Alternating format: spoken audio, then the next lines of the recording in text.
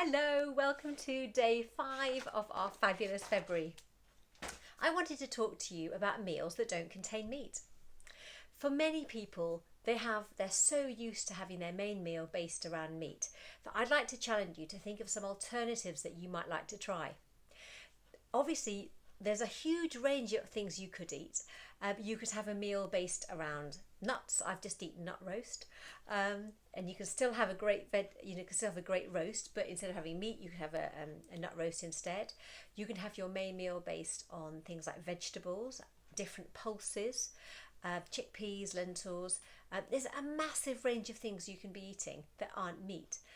Some people eat tofu. Obviously, you can have eggs, you can have cheese, you can have all sorts of vegetables. And we know that our gut, it works much more effectively when you have more fibre to hurry everything through. So if you could even just challenge yourself to a meat-free one day a week. So I like the idea of a meat-free Monday or a meat-free Wednesday. It doesn't matter when. But it will just be something to make you think beyond just eating meat all the time. Meat can make everything very sluggish as it travels through your guts, and having things with more fibre in, so more vegetables, pulses, nuts, seeds, encourage everything to travel through quicker. Makes you feel fuller for longer as well.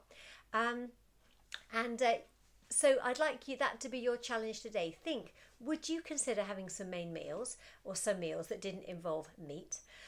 If you like to shop and get things out of your freezer, there's always things like bean burgers, there's pies, there's vegetable pies, there's a massive selection of things, there's corn. So I would just like you to think, could I maybe consider getting some corn mince, for example, to do your bolognese with instead of beef?